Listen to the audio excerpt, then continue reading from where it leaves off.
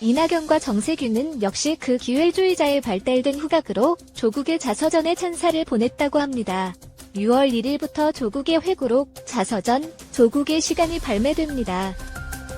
아직도 강성 지지층인 노빠들이 위세를 떨치고 있는 당에서 대선 후보로 뽑히기 위해서는 조국을 이슈 캠페인이 일생연명, 목숨을 걸고 지키려고 하고 있는 노빠들로부터의 지지를 받아야만 하기 때문일 겁니다.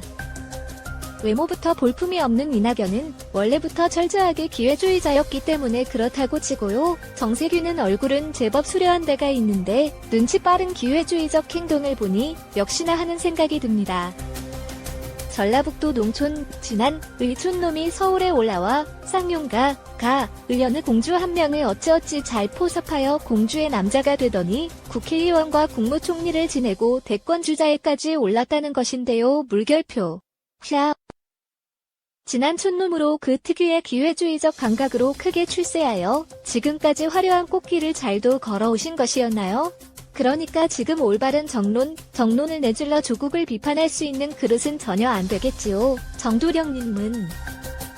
그런데 민주당의 또 한 명의 대권 주자인 이재명은 조국의 책빨간 소식에 이낙연과 정세균의 촐랑방구식의 약삭빠른 대응과는 달리 아예 입도 뻥끗 안 하고 조용히 있네요.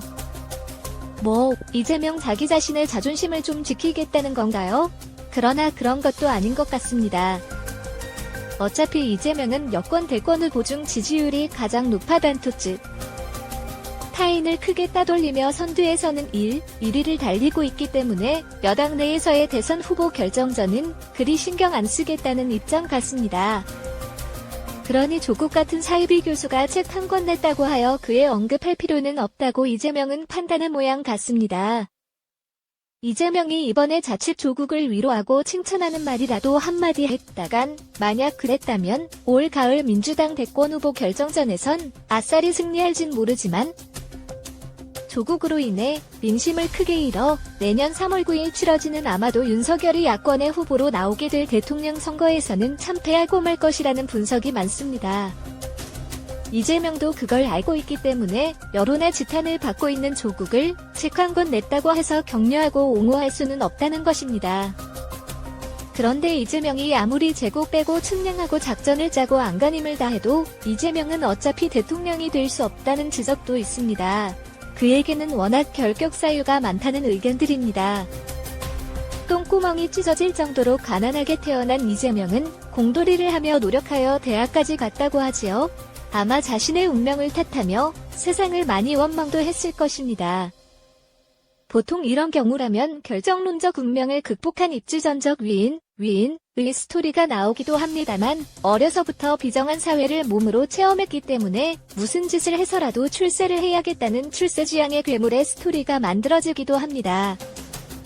요컨대 이재명은 후자로서 자기 출세의 목적을 이루기 위해서는 무슨 짓이라도 다 할 사람이라는 게 정가에 전해지고 있는 이야기이기도 합니다. 자기의 권력의지에 삼아 콜론방해가 된다면 친형까지도 정신병원에 쳐넣고야만 한다는 풍문파문도 들려왔습니다. 목적을 이루기 위해서는 무슨 짓이라도 다 할 수 있다는 게 리의 가치관이라는 평까지 나돌았습니다. 어려서 고생했기 때문에 커서 자기 자신을 사회에 헌신하겠다는 플러스의 방향이 아니라 살벌하고 비정한 사회에서 어려서부터 똥싸게 고생했기 때문에 이를 악물고 출세를 지향하게 됐고, 그 출세를 위해서는 가장 빠른 척경, 근동을 택해왔다는 등 마이너스의 방향으로 치달았다는 게 이재명을 잘 아는 정가 인사들의 냉정한 평가이기도 합니다.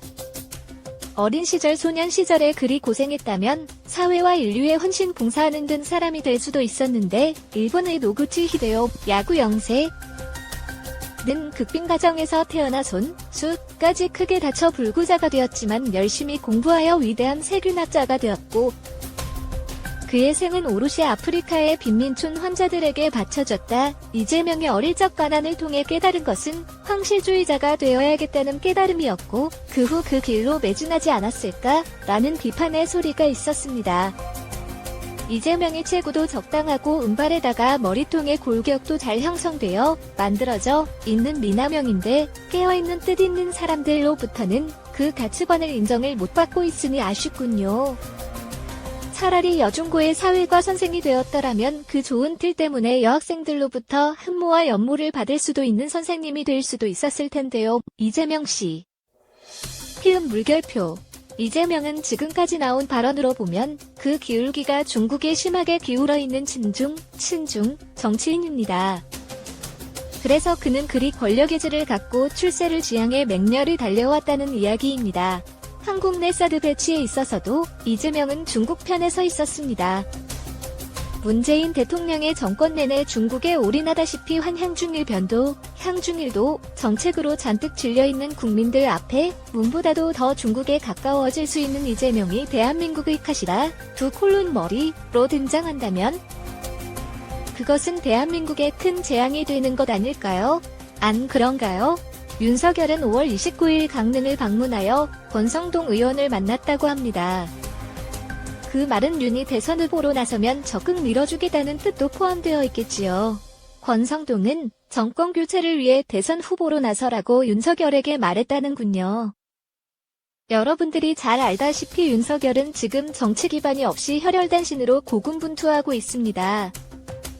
그래서 공정과 상식이라는 전문가 포럼, 대표 콜론 송상현 명예교수이나 윤사모라는 민간 모임, 대표 콜론 홍경표 등이 윤석열의 지지 기반이 되어주고 윤석열의 밑거름이 되어주기 위해 애쓰고 있는 것 아니겠습니까? 조국의 시간이라는 책을 낸 것에 대한 윤석열의 입장은 윤의 그 지인에 의하면 조국은 딴 세상 사람 같다. 윤석열의 지인이라는 사람의 입을 통해 알려지고 있습니다. 더 이상 조국에 속일 사람은 없을 것이라는 것입니다. 요컨대 모카 교원 형색하고 있는 이낙연과 정세균은 조국을 극구 칭찬했고 이재명이 속이 다 들여다 보이는 침묵을 계속하고 있다면 윤석열 측은 조국을 명왕성과 같은 별세계에서 살고 있는 사람으로 바라봤다는 것입니다. 입으로만 진보를 외치고 멋으로만 진보를 보여주며 일족 이 경제 이권만 챙겼던 패션 진보요 장사꾼 진보였던 조국이 이렇게 대한민국을 분단시켜서 혼란에 빠뜨려 놓고도 저렇게 책자랑질이나 하고 있으니 꺽다리 그대 존재는 진보계에 있어 와자와이 화콜론 재앙 요 대한민국 전체에 있어 카타스토로피